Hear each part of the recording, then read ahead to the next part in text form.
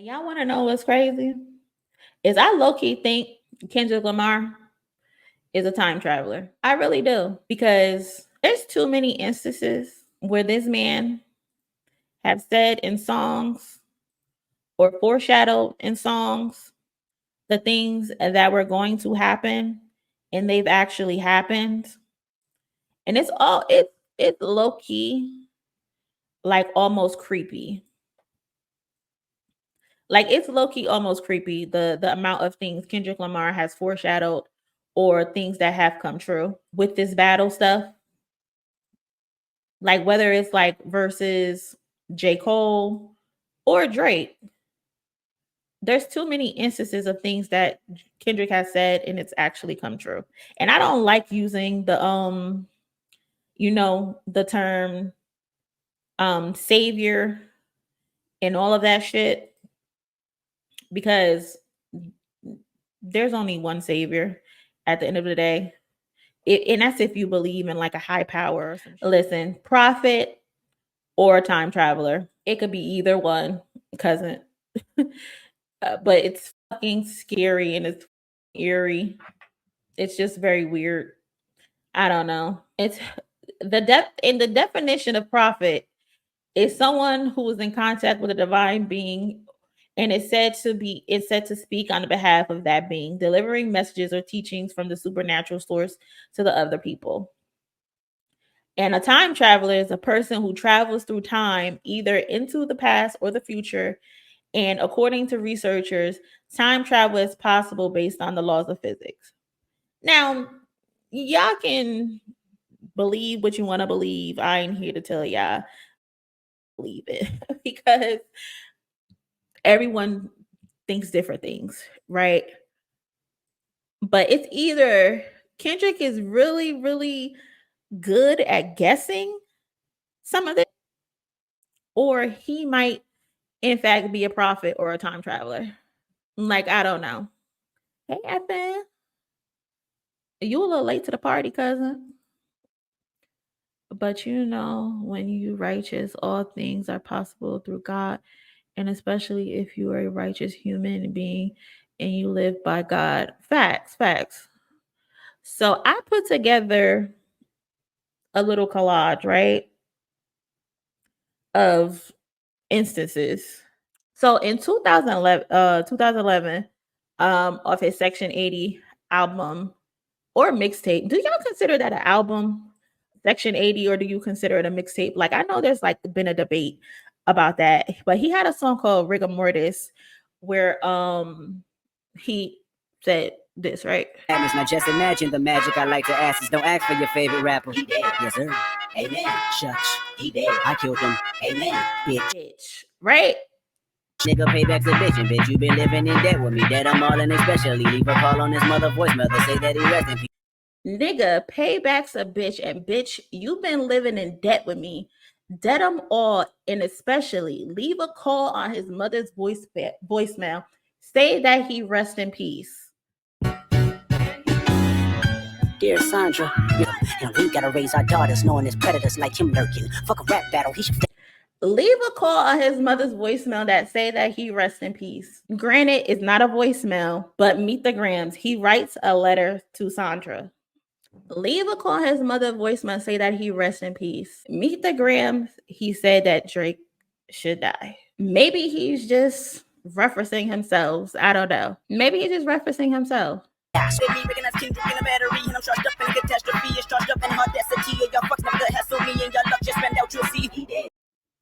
Recognize Kendrick in the battery, and I'm charged up in the catastrophe. Is charged up in the audacity of y'all fucks never hassle me, and y'all luck just ran out. You'll see. Okay. Well, that could be for anybody, right? Plus, they weren't beefing around that time. I mean, yeah, but I did say he's possibly a time traveler. But okay, cool. Okay, cool, right? So let's talk about King Kunta though. Let's talk about King Kunta in 2015. Kendrick released King Kunta off of To Pimp a Butterfly, right? That was To Pimp a Butterfly. And during this time, there was obvious tension between Drake and Kendrick because of the Control verse, which was released in 2013, I think. And Kendrick called out several rappers, but Drake was the only one who took offense to it, stating he didn't like the verse. And in several interviews, he said that Kendrick used harsh words. Harsh words. That guy is crazy. I got a bone to pick. I don't want you monkey mouth motherfucker sitting in my throne again. So he says, I got a bone to pick in King Kunta. I don't want you monkey mouth motherfucker sitting in my throne again. So how does that relate to today? But the industry's cooked as I pick the carcass up. He goes from, I got a bone to pick. I don't want you monkey mouth motherfucker sitting in my throne again. In 616 in LA, he says, the industry's cooked as I pick the carcass apart. That's why Kendrick knew even when he dropped like that, the verse, that wasn't going to be friendly fade for Drake. Right. You know what they say, the shoe right. They say he wrote his verse for Poetic Justice. That's been a rumor for a long time. And like you said, he's had the ghostwriter rumors, and people don't know that it was Kendrick who first knew about the ghostwriting rumors.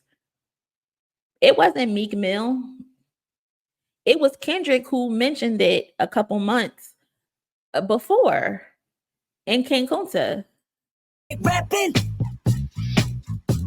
but a rapper with a ghostwriter. What the fuck happened? He knew before Meek Mill knew. So did he tell Meek Mill?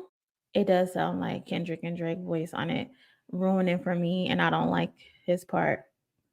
Right. And the thing is, people were saying, because I think the last line, I can never right my wrongs unless I write them down myself. P.S., which is basically what Kendrick said in his verse. And then we have this line. I was gonna kill a couple rappers, but they did it themselves. Everybody's suicidal. They didn't even need my help. I was gonna kill a couple rappers, but they did it to themselves. Everybody's suicidal. They didn't even need my help. Now, kill a couple rappers.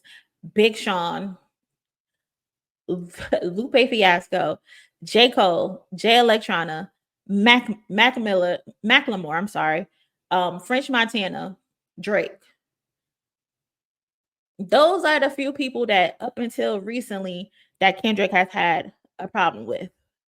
And then my favorite one when it comes to the foreshadowing or the time traveling, struck a flag in my city, everybody screaming Compton. I should probably run for mayor when I'm done, to be honest. What do that remind y'all of? Hey, put the wrong level on me, I might get them. Sweet chin music and I won't pass up. Bro literally knew what he was gonna do over 10, 15 years ago. So he knew, he seen this coming years ago.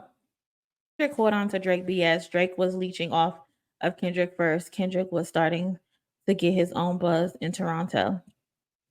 That's what kills me about people who keep saying, "Oh, Drake put Kendrick on."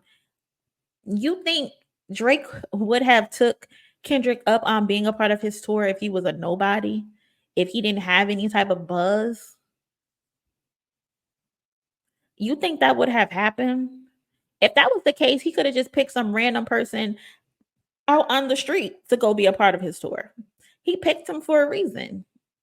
A little nappy headed nigga with the world behind him. Life ain't shit but a fat vagina screaming, Annie, are you okay?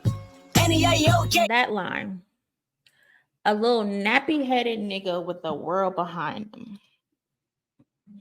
A little nappy headed nigga with the world behind him, huh?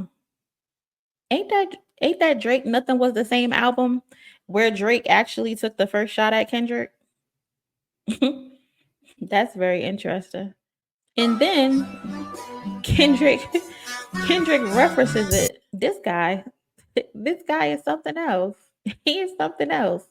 I don't know what type of magic him and Dave Free be working, But the shit is fucking eerie and the shit is fucking scary. So again, like I said, it's just a bunch of guessing from the past up into the future. But the shit is fucking spot on. And then for him to be randomly quoting a Michael Jackson line. Face shit, but a fat vagina screaming, Annie, are you okay? Annie, are you okay? Annie, are you okay? Obviously a line from Michael Jackson's Smooth Criminal song. I think that was released in like 87 or 88. We all know today that Drake loves to compare himself to Michael Jackson. Loves to compare himself to Michael Jackson just because he tied him for the most number ones. Mind you, he was only able to do that because of the streaming era. And I don't believe that the streaming era should be able to be compared to the physical copy era. But that's another story. But throughout the entire battle, there's been several Michael Jackson and Prince references and name flips from Drake and Kendrick. But I found that Annie, Are You Okay from 2015 and Drake's love for Michael Jackson to be very interesting. Hell, I think wasn't it what didn't they say Drake was supposed to put out a song called Man in the Mirror or something like that?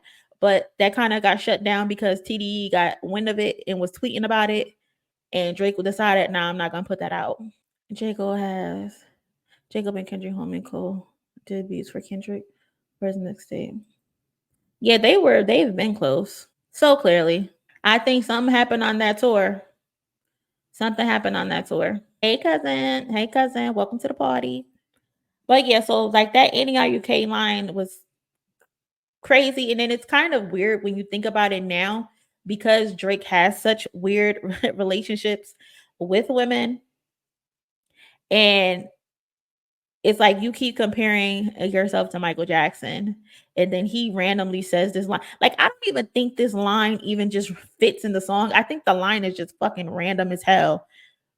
So for him to have this random ass line in the song, and then 10, however long later, you and Drake are beefing, and he likes to compare himself to the king of pop. You like to compare yourself to Prince, and the line is Annie, are you okay? I know initially the Annie, are you okay references like a CPR doll or some shit like that, but it's like you're asking a woman, are they okay? And Drake got this weird relationship with young girls and women. So it's kind of like fucking eerie that you will be acting that. And plus, when Kendrick and Baby Keem flipped Drake's Sticky song, they basically called Drake a fucking, I don't know if they call him like a PDF, but they're basically saying, get them girls away from this nigga because he's weird.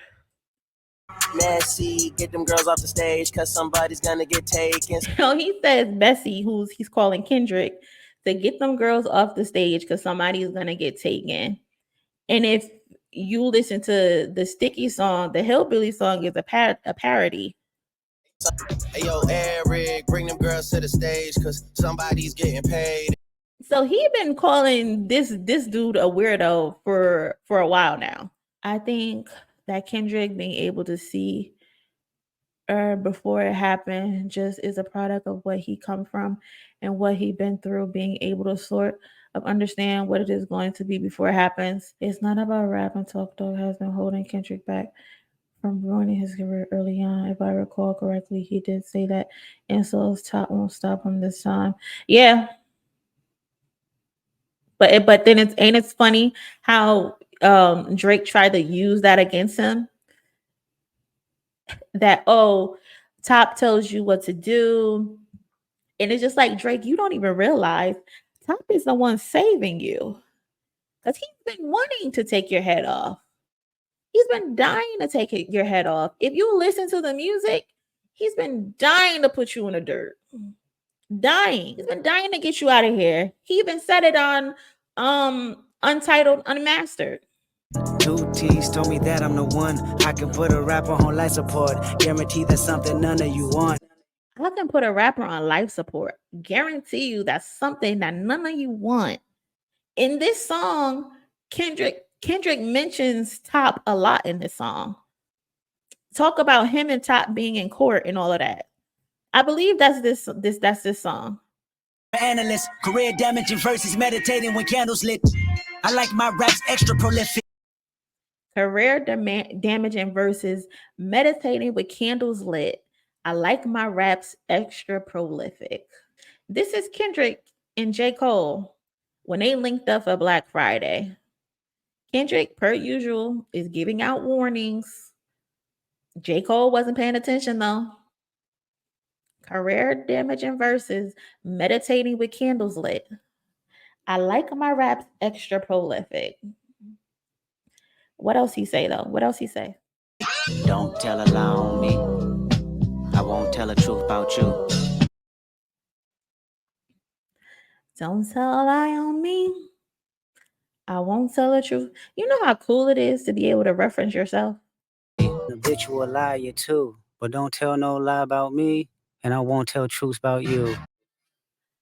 You know how cool it is that you could reference your fucking self? That's probably why Kendrick left TD so he can kill Drake. That was in a way. Drake is the last person on earth to talk about somebody telling somebody else what to do. Oh, and we just seen it. We just seen Lucien pull out his fucking belt and say, "Stop fucking playing with me, Drake." Drake thought he could. Drake and his fans think he can do whatever he wants to do. No, you can't. You thought you was gonna leak those songs on that stupid Finsta page, and Lucien copyright restricted all of those songs and said, put it on streaming. Put it on streaming right now." What else we got? Give a fuck about your streaming data. You could drop 100 more records. I'll see you later. Drake, what?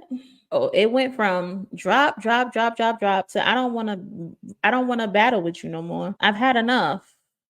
Oh, you don't want to clash, nigga, I know. This is Kendrick on the Hard Part 4. Drake saying, "I don't want to beef with you." And here's Kendrick. "Oh, you don't want to clash? Nigga, I know." Oh, you don't want to clash, nigga, I know. "Oh, you don't want to clash, nigga? I know." Who was he talking to in these songs? Granted, they say he was talking to Big Sean and Drake. Ain't it odd that it can fit the songs that were released today and the things Drake said? You could drop 100 more records. I'll see you later. Drake drops 100 gigs. 1, 2, 3, 4, 5. I am the greatest rapper alive. What you hearing now is a paranormal vibe. Remember those stocks?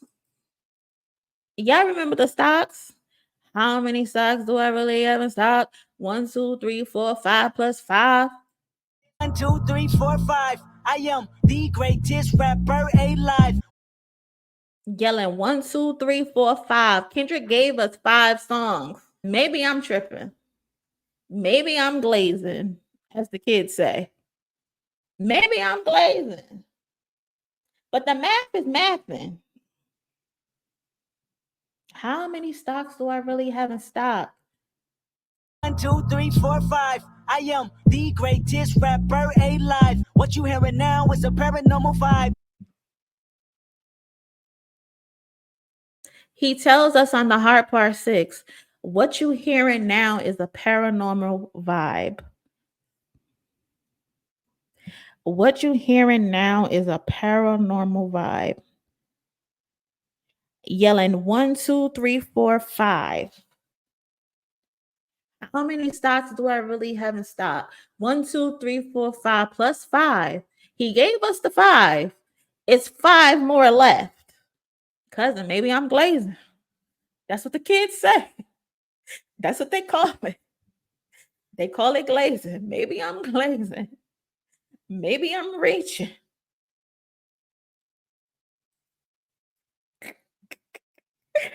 Cousin, Kendrick has opened our third eye, our hate eye. Hold on. What India say? Drake showed up to one of Kendrick's shows for Mr. Rouse tour. He a fan. I think he's obsessed. It's odd. He's obsessed. Like you going back and forth with people and you dissing them while you on tour and then you show up to his tour. Like either you showed up to be intimidating or you showed up to try to piece it up. You showed up to try to piece it up or something. But yeah, like I was saying, like I don't get how someone can have so many songs from the past that can easily like foreshadow the future. But let's get into J. Cole F. Y'all love Kendrick Lamar, correct? As do I. I don't know why that part. Y'all love Kendrick Lamar? As do I.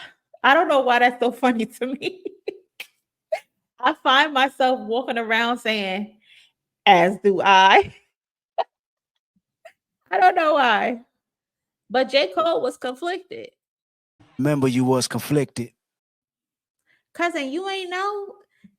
There's like 8 instances of Drake trying to piece it up with Kendrick. 8 different instances. Go on my page and look in the live section of Kendrick versus Drake or Drake versus Kendrick, the full story. There's like 8 different instances in that video where Drake has tried to piece it up with Kendrick. Cousin, that's exactly how it sounds. As do I. That I feel spiritually feel bad on me. Like, Throwing me out, you throwing the towel. Look, you know what time it is, Annie up. This is him forever. Y'all got to late with the 7 to get your shit together. Yeah, look at the crowd. They throw in the tile. Y'all got to April the 7th to get y'all shit together. J. Cole drops 7-minute drill of this song towards Kendrick. Right? 2 days after release of 7-minute drill, on April 7th, J. Cole apologized to Kendrick and deleted the song off of all streaming platforms. Kendrick says on the Heart Part 4, you got till April 7th to get your shit together. Granted, that was for Damn being released. But how crazy is that? That 7 years later, on April 7th, about a song called 7-Minute Drill, J. Cole apologizes and deletes the song on April 7th. So we have Kendrick saying you have until April 7th to get your shit together. 7 years ago, and J. Cole apologizes, deletes the song called 7-Minute Drill of all streaming platforms, and on April 7th, because his spirit wasn't sitting right with him. You throw in the towel. Look at the crowd, he says on the Heart Part 4. J. Cole is sitting in front of a crowd, Dream Fest, whatever it's called. And he says to the crowd, I felt spiritually bad. According to the Bible, the number 7 represents a full and complete world or perfection. 777 is an angel number. 777 urges you to take time for yourself and embrace solitude. It encourages you to tune out distractions and contemplate your direction in life. April 7th, 7 years ago, 7-minute drill, 777.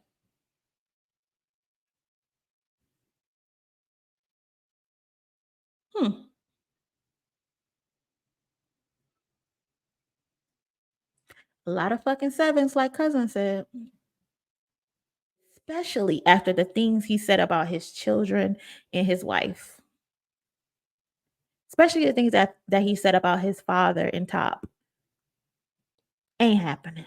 And then let's move into 2022, right? Kendrick dropped Mr. Morale and the Big Steppers.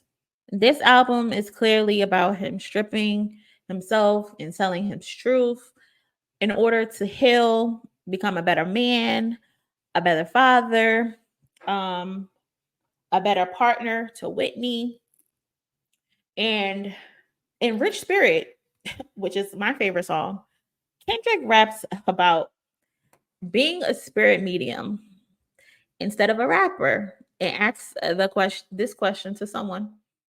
We headed there now. Are you strapped, brother? Hey, gotta watch your homies and police, brother.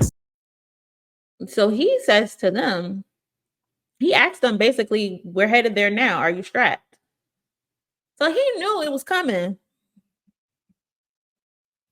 He asked Drake, we about to clash. We about to go head up.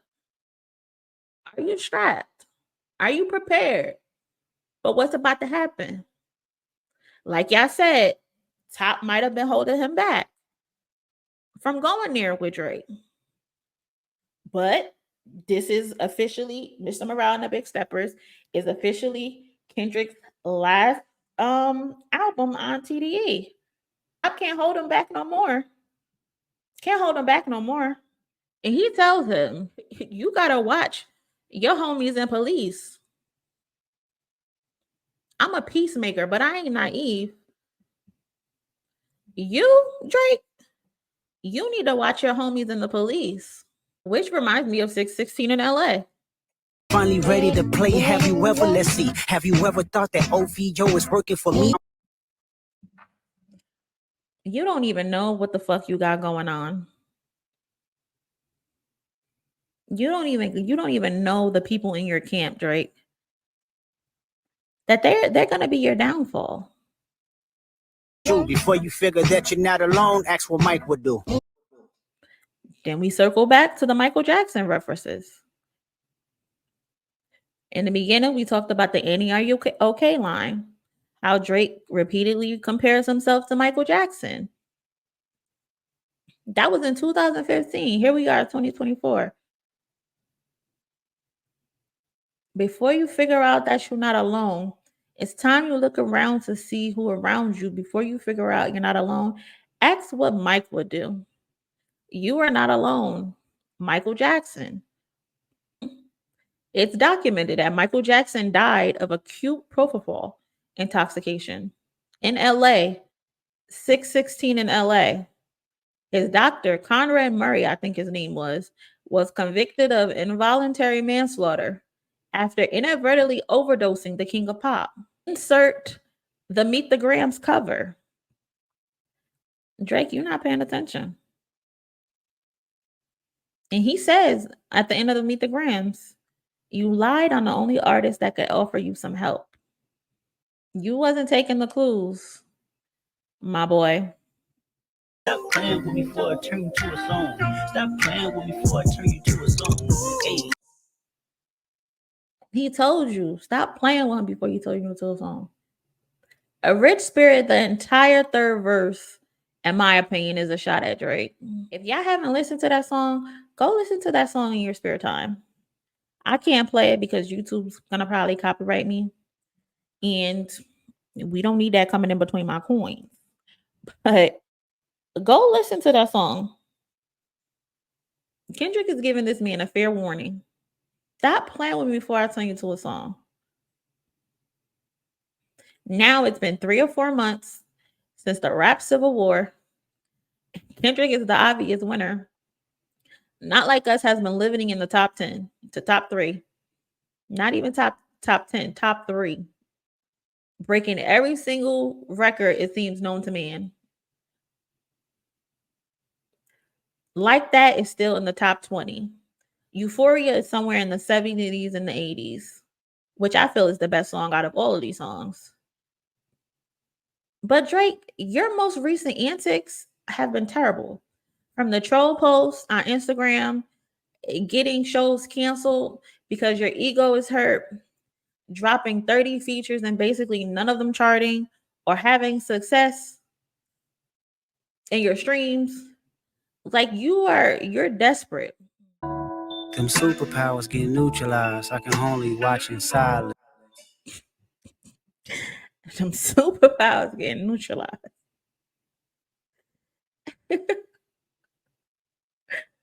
Them superpowers getting neutralized.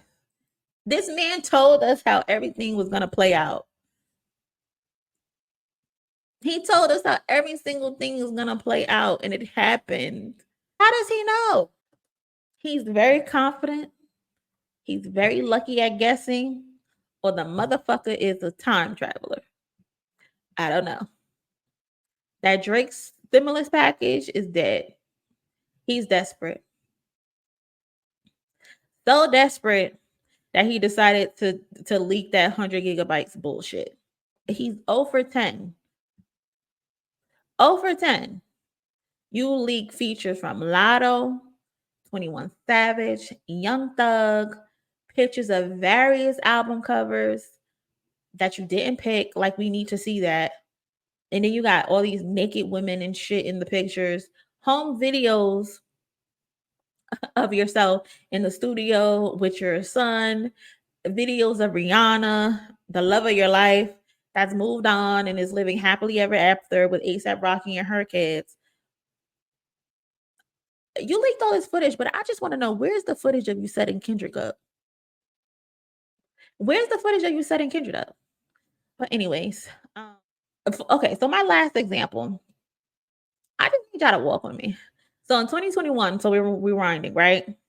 Kendrick and Baby Keem release Family Ties, who they won a Grammy for. And during his verse, Kendrick says the rap game needs him to survive, advising he is the Elohim, the rebirth. And before you get to the Father, people would need to holler at him first. Then said he smoked anybody's top 5. But my favorite part of that verse, Smoking on top 5s. Motherfuck that album, fuck that single, burn that hard drive. Burn that shit. motherfuck that album, fuck that single, burn that hard drive, burn that shit. Nobody safe when I come, I'm killing everybody that's outside. Who you with? Ain't nobody safe when I come, I'm killing everybody that's outside. And then in the background is like, who you with? He asking whose side you on. Smoking on top 5s. Motherfuck that album, fuck that single, burn that hard drive. Burn that shit. Burn that hard drive? In 2021, Kendrick is telling somebody to burn the hard drive, burn their singles. Drake is 0 for 10 in his features and his singles. He just dumped on us 100 gig pack. And in 2021, Kendrick is saying, fuck that single, fuck that album, burn that hard drive. Maybe I'm tripping. And maybe I'm overthinking it. But several times over the last 10 plus years, there's been several instances of Kendrick Lamar prophesizing in his raps. And the things that he said actually came to fulfillment. Whether it was days later, months later, years later, they've come true. Ain't that eerie? Again, maybe I'm glazing. 0 for 10, cousin. Like, am I reaching? Like, tell me I'm reaching if I'm reaching. Say, Monie, you fucking reaching. Or is the math mathing? I don't know. Maybe I need to stop fucking glazing. But let me know. Maybe I'm wrong.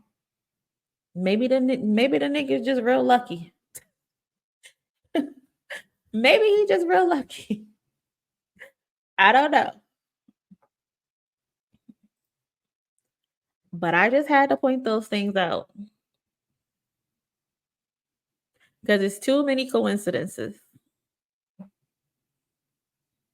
He's either really, really good at guessing, or this motherfucker is a prophet, or a time traveler. And he's seen the past and the future come to him in his dream. Yeah, that's the last thing I got. Appreciate y'all coming in and chilling with me earlier than my normal time. Before you guys leave out, if you can, please like the video. I'm trying to get to at least 100 likes on my video. And again, if Angela Reddick is in here, thank you so much for the Cash App. I did get it. I appreciate you, cousin. And I will catch you guys in my next video. Later.